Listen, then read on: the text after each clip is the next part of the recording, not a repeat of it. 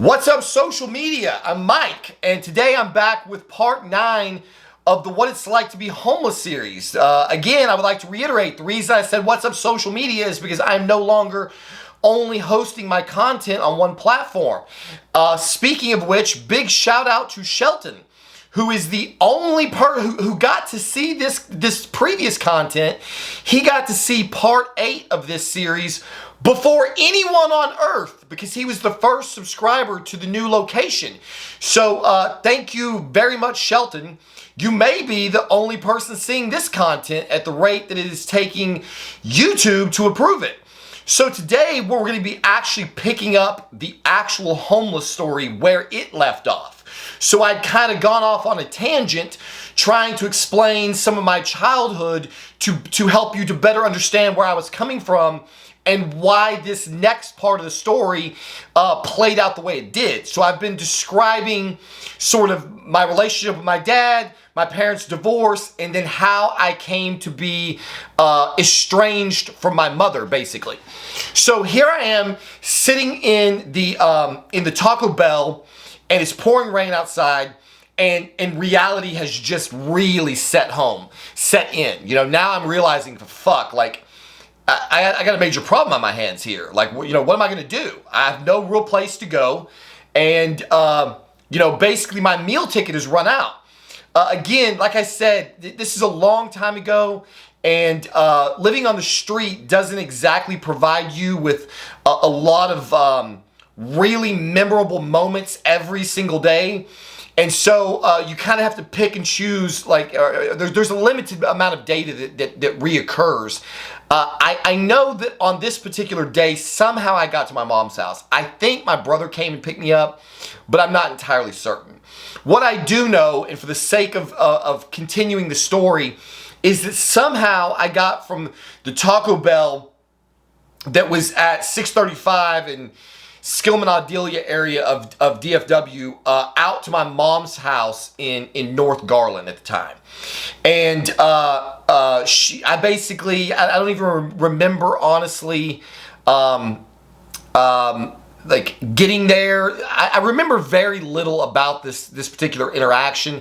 I can't remember how recently I had been using. So I just remember that I got to my mom's house. I can't remember if I stayed the night. It's very possible that I may have stayed one night with her. I can't remember. The thing that I remember the most, what sticks out in memory, was basically her saying, "Look, I'm sorry that you're in this condition, but I can't help you. You can't stay here." I don't remember her reasoning. It doesn't really matter. And she said, like, do you know how to use the bus? And I was like, no. Like, honestly, it never even occurred to me. You know, I've been born and raised in Dallas, Texas. There's buses running all over the place. But I'd never used one. It never, like, a city bus had never even occurred to me.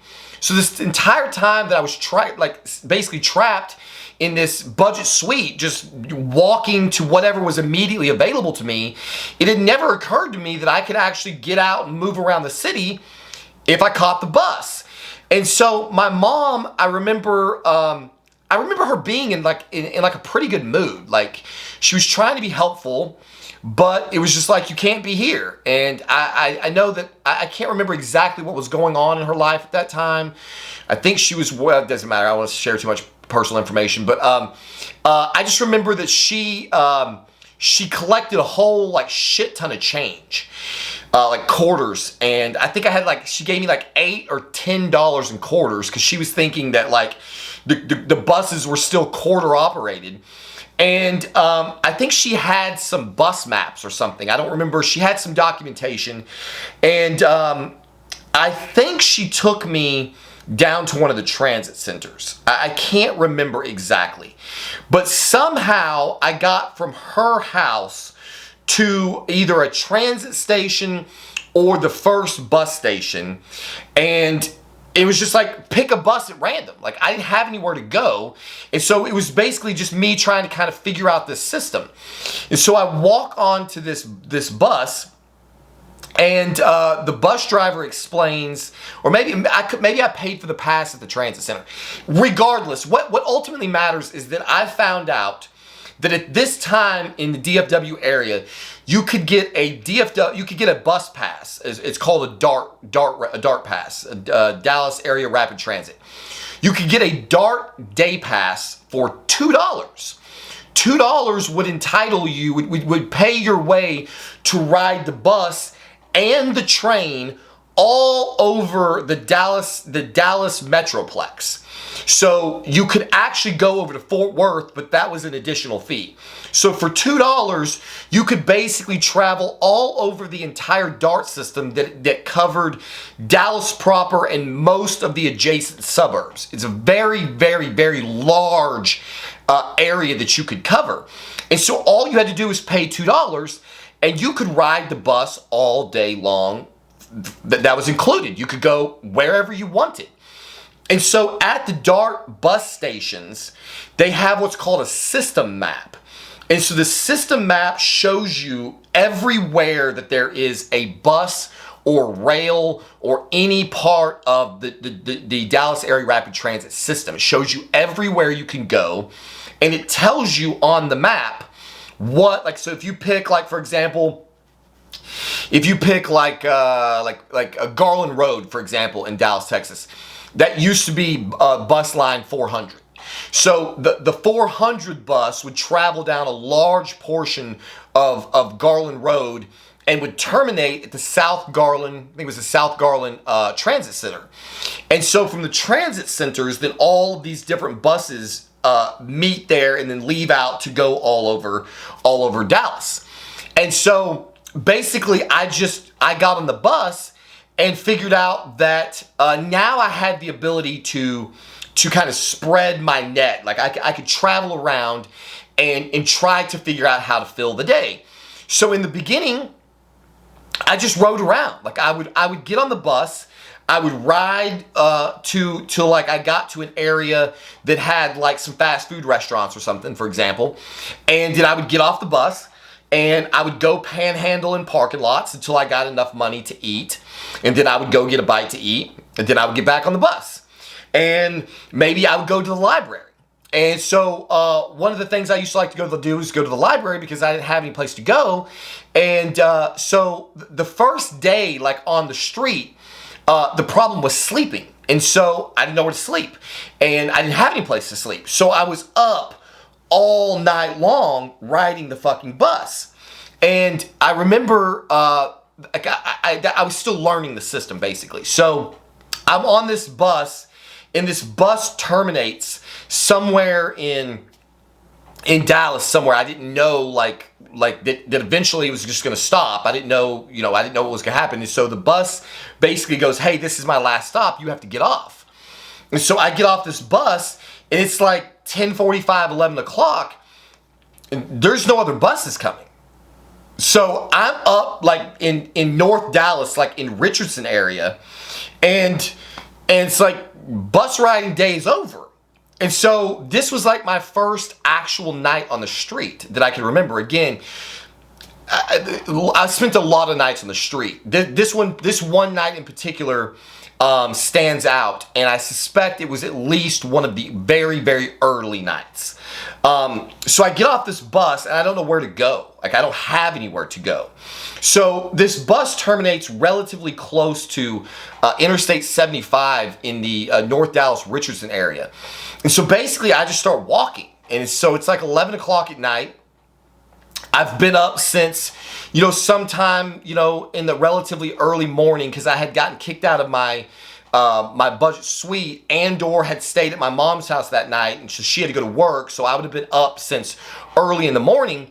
And so, it's 11, it's around 11 o'clock when I get off this bus, and basically I just start walking. And so I walk for, I don't know how many miles down adjacent to Interstate 75. And, again, like everything is really starting to sink in. So I'm carrying this heavy backpack that I've got as much of my shit in it as I can get. And I'm dragging this rolling luggage. And I'm trying to figure out where I'm going to go for the night. And so I walk all the way down along the interstate, and I get to a road. I'm trying to think of the name of the road. It doesn't really matter, but I knew, I had gotten this idea that I knew of a place where there was like a big open field and this little kind of like wooded area, like this really tiny little wooded area, like really tiny. So I can't think of the name. It probably wouldn't matter. You guys don't know anyway, but so basically I go down 75 and I make a left on this road, and it takes you down to this area where there's a bunch of houses on one side of the street. There's some apartments on the other, and there's like a Sonic at one end, and then there's just this big, huge, empty, basically field where they haven't built anything yet. And it's a very large piece of land. And coincidentally, just like right in the middle of this land, there is one, maybe two, there's one tall tree of some kind, and then this like little brush, like this kind of like tall, probably 8-foot bush that was sort of near this tree.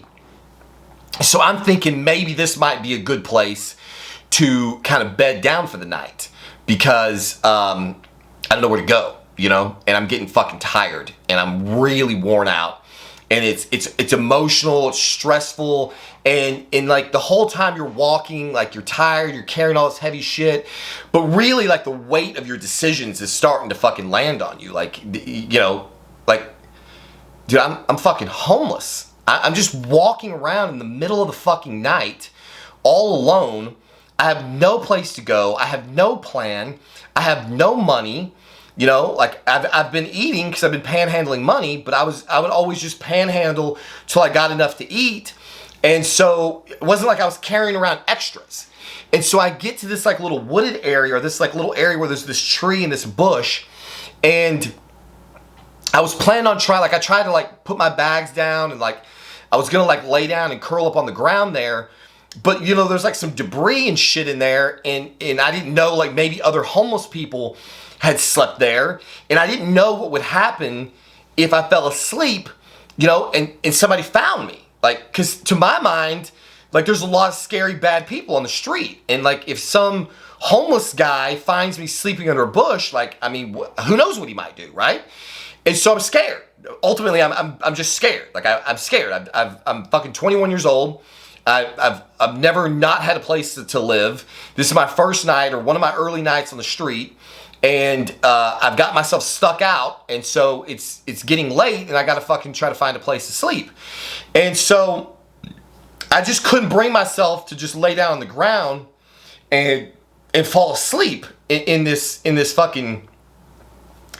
know, under this bush.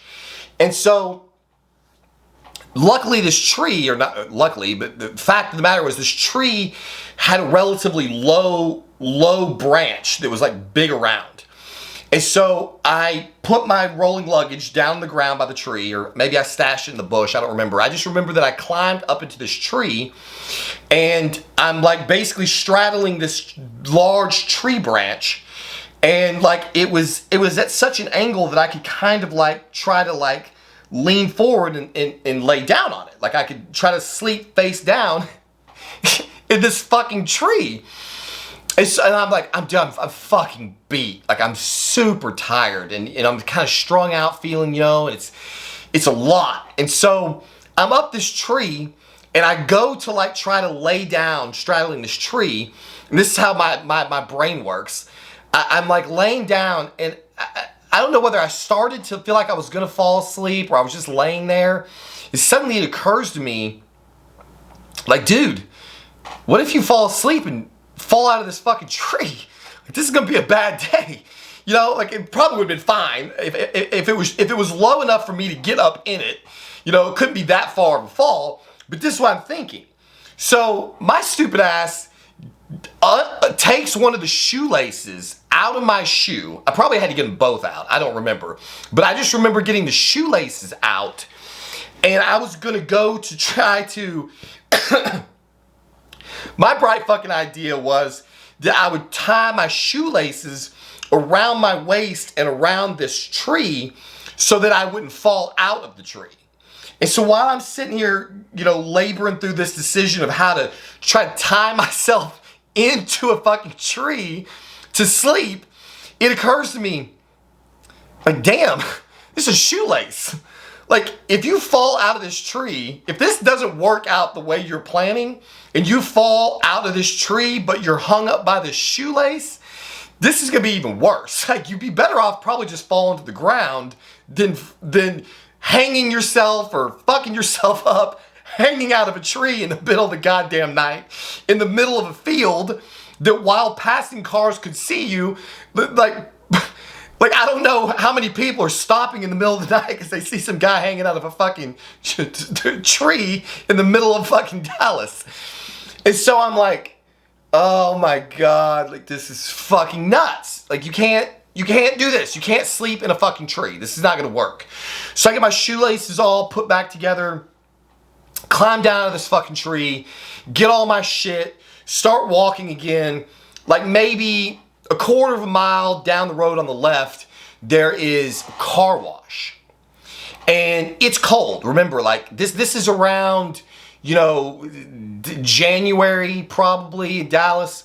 So it's probably 45. I mean, it could be anything. It could be 20, it could be 50, but it was probably somewhere in the upper 40s to low 50s. I'm guessing. It wasn't like really cold. And so I go into this car wash, and it's like the car wash that's kind of like connected to a gas station, And so it's lit, and there's like this little area where I could kind of huddle into the corner. And so I go into this car wash, and I put my bags down, and I try to get huddled into this corner, and I'm sitting there kind of huddled up, trying to like kind of like get warm, and my brain is running again. It's like, well, I don't think any homeless people are gonna come in here. It's all lit up and shit, and like, why the fuck would homeless people be in a car wash? As a matter of fact, what the fuck am I doing in a car wash? And again, it's just like, the fucking weight just keeps landing, because like the reality of the situation that you've got yourself into just keeps fucking your shit up even worse. Like, this is pathetic. Like, this is fucking pathetic that you've gotten yourself into this state in life. So I'm sitting in this car wash, I'm trying to like just nod out, like get any kind of fucking sleep. And then it occurs to me, well shit, like, it's fucking cold outside. I mean, probably nobody's washing their car in the middle of the fucking goddamn night, but if they do, I'm probably gonna get wet in here. And then if I'm wet and cold, that's gonna be a really bad fucking day. So again, I pick up all my shit and I start fucking walking. So basically, I walked up and down this fucking street. I'm trying to remember, I want to say it's Beltline. So I think I walked down Beltline past the fucking, the Sonic and all of these houses. I just walked. But I had nowhere to sleep. I didn't know what the fuck to do. And so I was up all night fucking long. So I got off the bus at sometime around 11, walked for, I don't know how, I want to say probably a couple of miles down to Beltline. I had the tree debacle, the fucking car wash debacle, got back to fucking walking. Well, eventually, thankfully, the clock just keeps ticking while I'm up to all of this stupid fuckery. Eventually, what happens is I waste enough time wandering around trying to find some place to sleep. I'm sure there was other little places. I know along Beltline, there's this long brick wall that separates this housing development from, it's like kind of like a sound barrier that separates this housing development from the street. If I remember correctly, I had tried to get in between that wall, but basically everywhere that I thought to try to sleep on the ground, unprotected, uncovered, like the same thoughts keep occurring. Like, if I'm here, somebody else could be here. This is a high traffic area. Everywhere you go, there's debris, and you can't tell if it's just like trash that's somebody threw out of their car and is blown back into these bushes, or if it's like refuse from somebody else who's been sleeping back there. And it looks like people may have been back there. And so, you don't know what the fuck to do. What you know is that this is not safe, or it feels unsafe. And so I just kept going. I couldn't bring myself to let down enough to fall asleep in any of these random fucking ground-based locations. And so eventually the time keeps going, and lo and behold, Beltline is a major thoroughfare to people who are getting to and from work. And so luckily for me, the buses started running very early in the morning. Somewhere around 5:30 in the morning, I suspect, the buses on Beltline started running. And so I panhandled a parking lot or a street corner until I got a couple of bucks, got on the bus, got my next day pass, and now it's, 5, 6 o'clock in the fucking morning, sometime in there, and I'm back on the bus, and now I'm back into some semblance of safety, because on the bus, there's a bus driver, there's cameras, there's people constantly coming and going, and so it doesn't feel as exposed and dangerous. And so I went to the back of the fucking bus and just got in like a back corner seat, curled up, and passed the fuck out. And so I spent the vast majority of the day just riding the buses, sleeping as best as I could, which is very difficult. People are coming and going. The buses only run for so long. Sometimes the bus driver will come get you and tell you, like, hey man, they start figuring out, like, this guy's been sleeping on my route for a fucking hour back here. He's not going to work. I've made a whole fucking loop. This guy's still back here. So the bus driver will come kick you off. Then you have to go get onto another bus. You get on that bus, you ride for as long as you can, and you sleep as long as you can. Sometimes, like, I would just be so tired, I'd go to the back of the bus and I would just lay down sideways across, like curl up in the back of the bus. Sometimes you get away with it with a particular bus driver. Sometimes they come kick you, wake you up, tell you to sit up. And so you're leaned over like this. And so you've been up all night long, and now you finally have some kind of place of relative safety, but you're just getting the most busted, fucked up sleep. Like, it's brutal. You just can't, it's really difficult, and it's not recuperative. But at this stage of the game, I didn't know what else to do. So I would ride buses until, as long as I could, and sleep as much of the day away as I could. And then when the buses stopped running, then I would have to get off. And so this is probably, again, I'm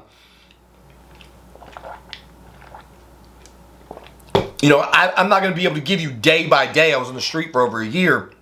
And so for the first, several days, basically what I did was I slept on the bus or the train. Sometimes I would ride the bus to the train, because the train had a long, long road.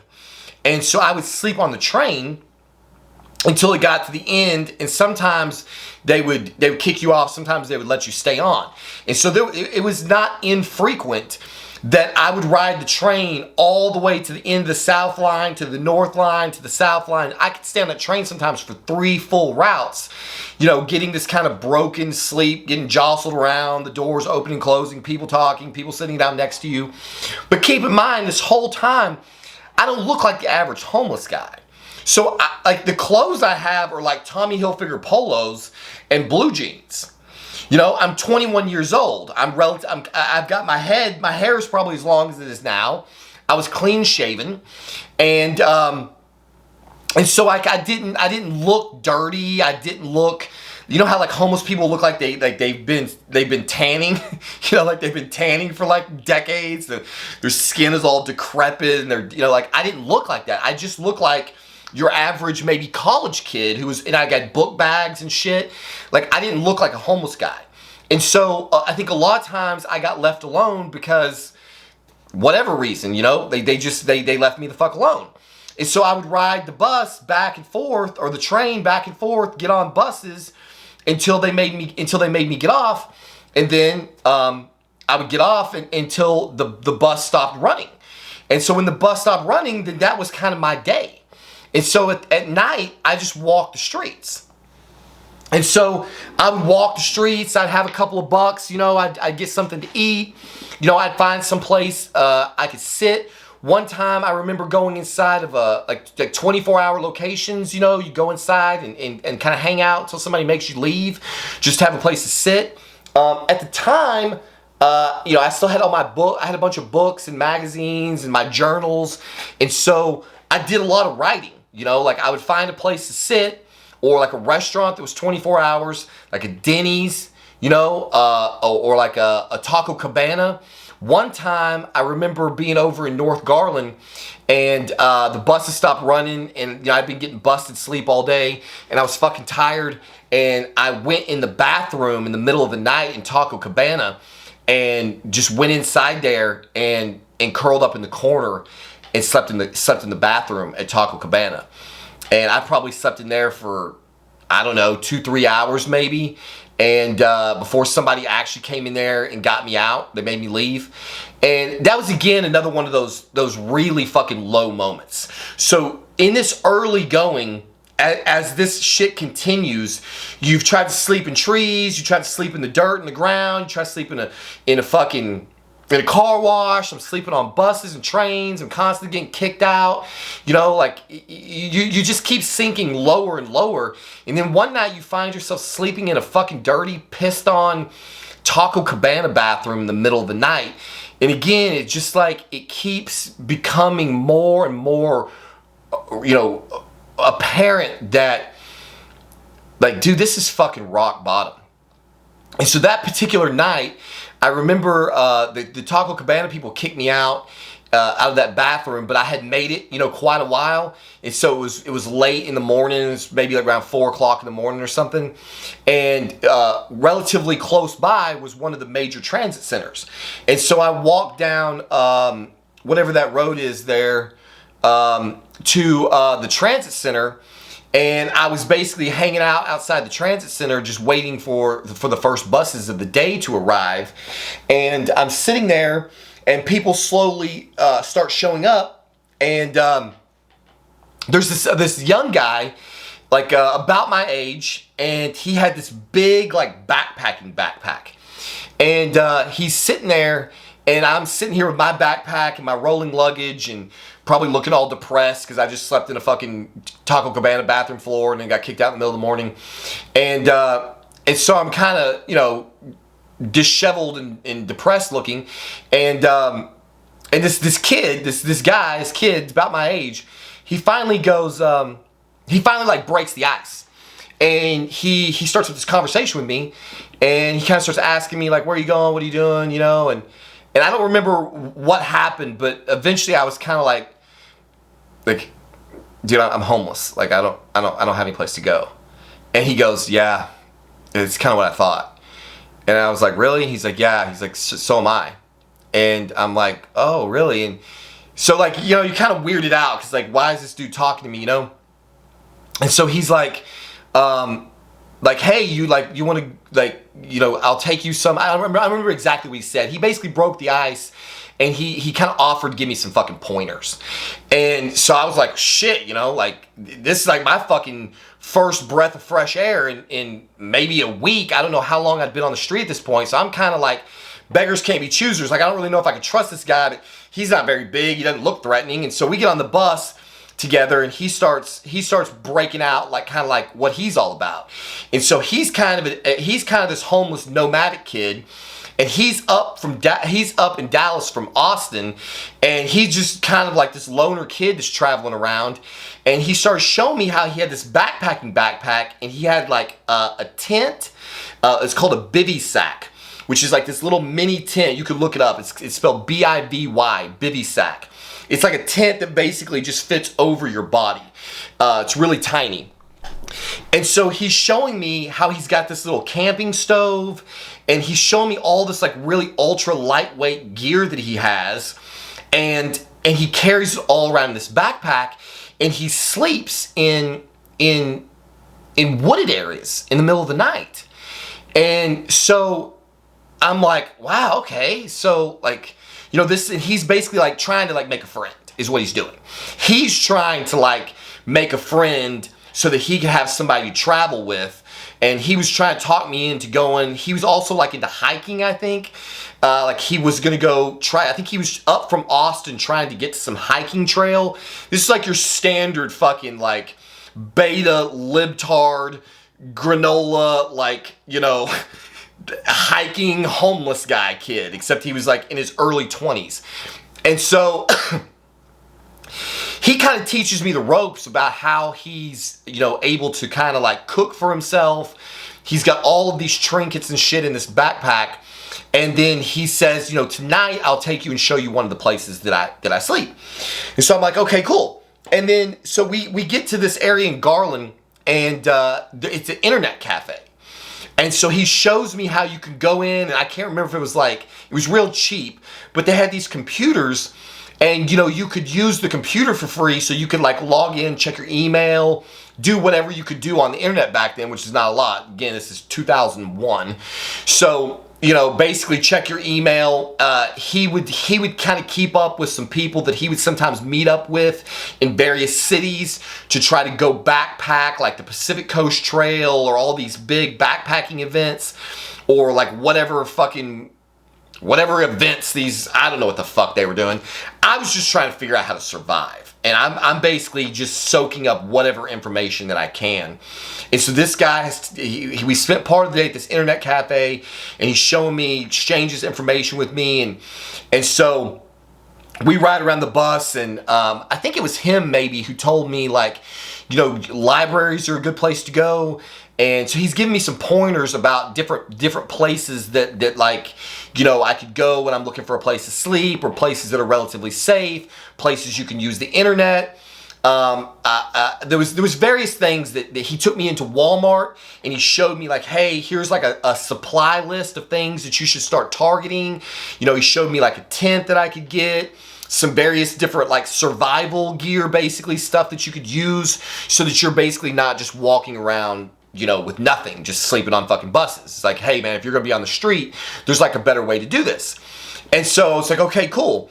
And so as night falls, he takes me into this wooded area, and he starts setting up his little bivy sack, and then he helps me build what he calls a lean-to, which is really nothing other than just like some sticks. He built like this little frame, and it's just like a little leaning wall that you can basically kind of get under, this like little leaning wall, so that if it starts raining or whatever, it's just like, basically it's like just the most minimalist, look up lean-to if you don't know what it is.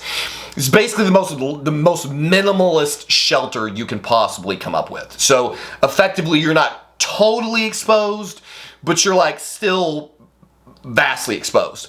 And so I'm like laying in this little shelter, and I think he made us like something hot to drink. Like he had this like little stove, and he had this, it was called a Sterno can. You've probably seen them in buffet lines. It's like this little can that you could light this gel inside, and it makes a little flame. And he would light this little Sterno fuel can, and then he had this little pot of water on it, and he brewed up some tea so we would have something warm for the night. And this particular night, I definitely fucking remember was cold. I'm betting that this was 40, 45 degrees. So cold for Dallas. It's not cold for a lot of places. But for me, it's fucking cold to be sleeping outside. No sleeping bag. I just had blue jeans, like my polo shirt. Like I think I had like a hoodie maybe, and a jacket. And so I'll never forget, it's like getting close to bedtime, right? He's getting ready to zip himself into his sack.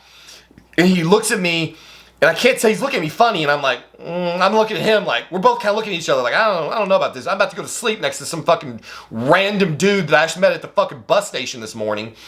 And dude goes, I just want to let you know, I sleep with a knife, so, you know, don't try anything.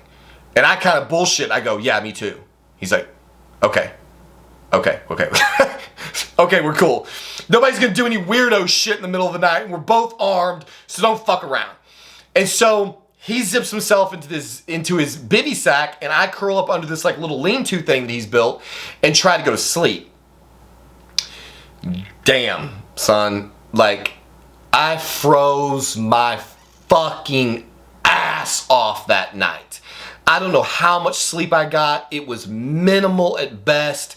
I can just remember waking up just shivering so hard, just laying on the ground, shivering. The craziest shit about this part of that story is the place, the wooded area that I slept on, that cold ass fucking ground in January or something. is exactly 7 minutes from the house that I'm sitting in right now. 7 minutes. When my wife and I used to go to Planet Fitness to work out, I could look out the front door of the Planet Fitness and I could see the woods that I slept in that night. The Walmart that we shop at multiple times a week is the Walmart me and this kid went into where he showed me where to buy all the survival gear. I was homeless, sleeping in a park, 7 fucking minutes away from this 2,800 square foot house that I'm sitting in here right now making this video. I tell you, man, life is a fucking trip.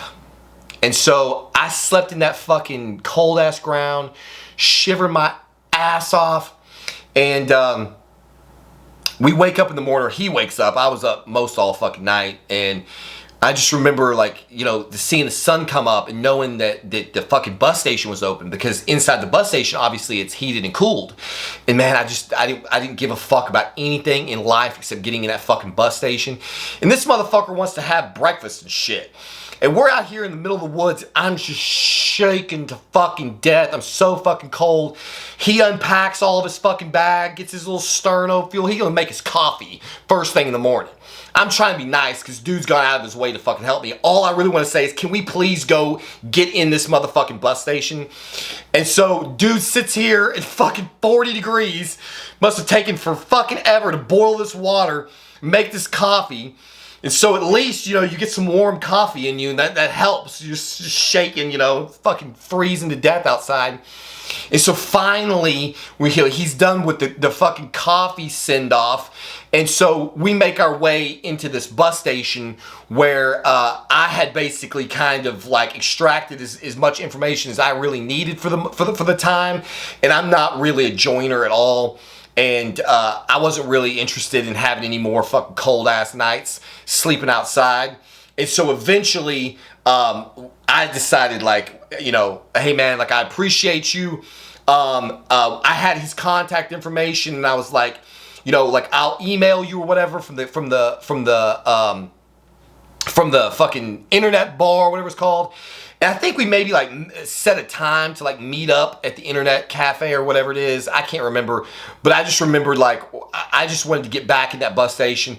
I got warm. First bus came along, and I got back on the bus, and I got back to doing what I knew how to do, which was just staying warm, staying on the bus, sleeping as much as I could between stops, and just trying to panhandle enough money to eat and stay thawed the fuck out.